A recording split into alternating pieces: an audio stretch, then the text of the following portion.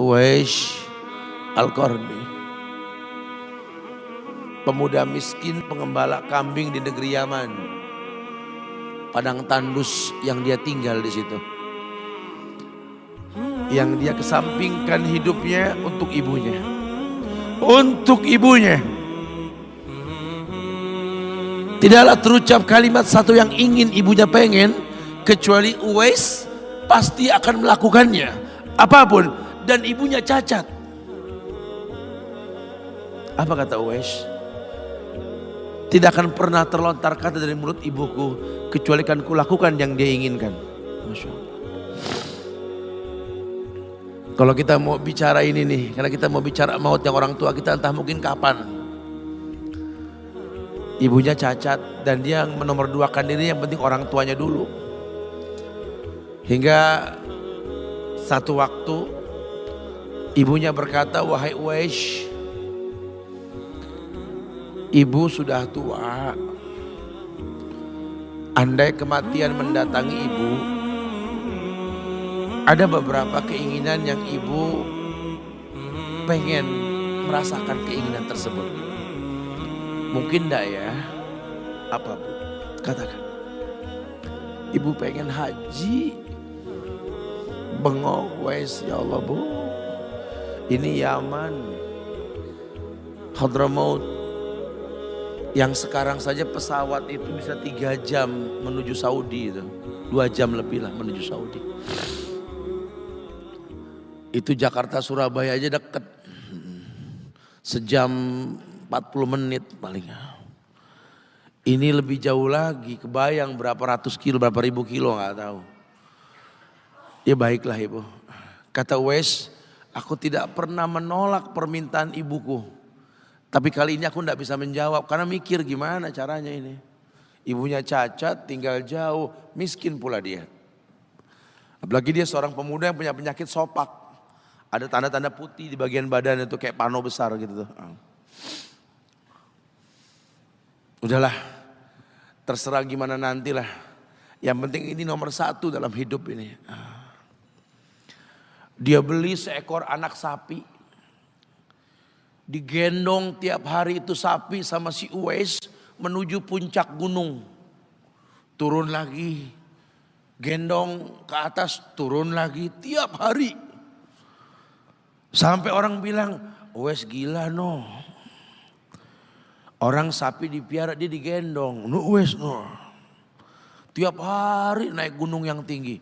Sampai enggak berasa, dikatakan 8 bulan dia lakukan itu.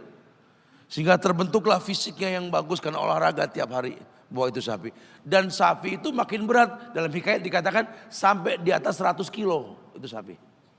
8 bulan. Kemudian dia tetap gendong ke atas dan dia yakin, bismillah saya yakin. Sampailah bulan haji. Ibu naik ke pundakku, digendong ibunya dari negeri Yaman. Subhanallah. Gak ada yang gak mungkin, lihat. Dibawa ibunya ke Mekah, bertawaf di Ka'bah. Dunia menyaksikan.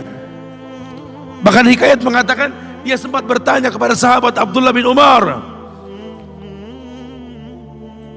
aku telah menggendong ibuku dari negeri Yaman menuju Makkah, bertawaf di Ka'bah ini.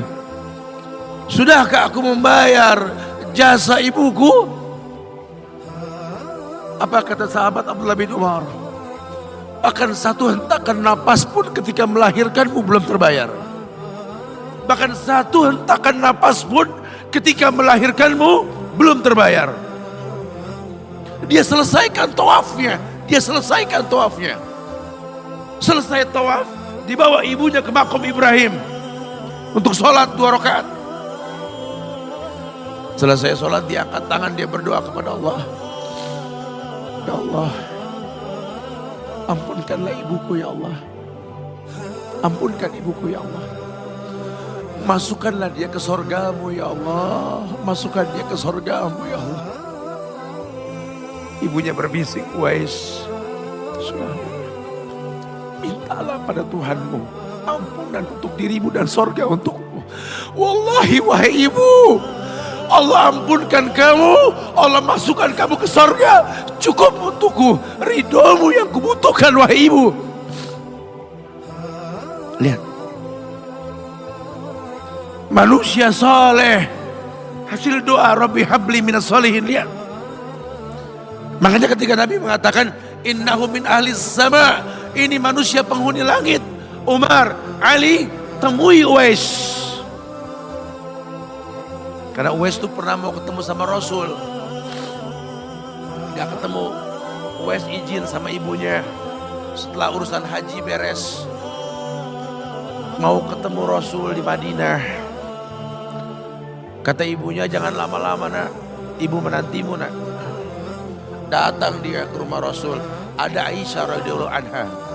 Kata Aisyah, Rasul sedang perang,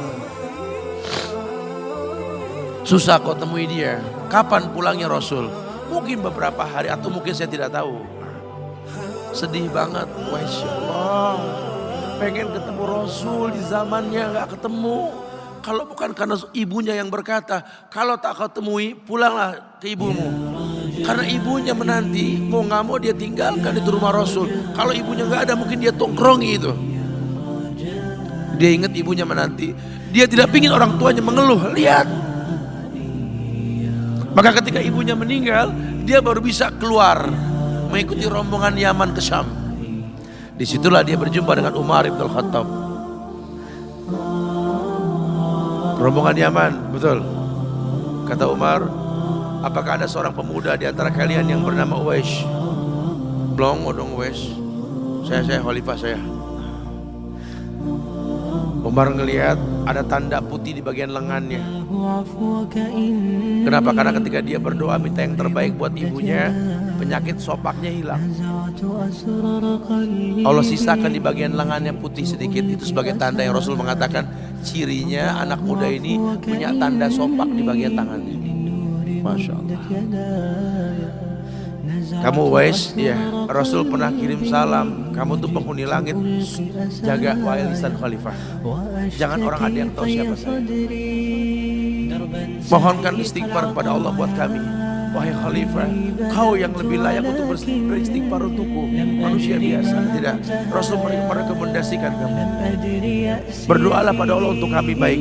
Setelah aku berdoa, anggaplah aku sudah tiada.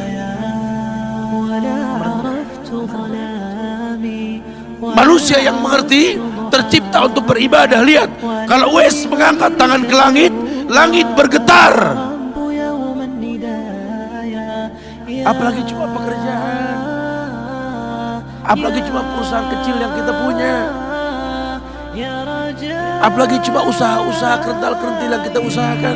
Ya Allah, ya Allah, ambil semua hartaku, ambil ya Allah, ambil semua titipanmu ini, ambil ya Allah. Tapi tolong jangan ambil kasihku pada kedua orang tuaku ya Allah. Itu kebenaran.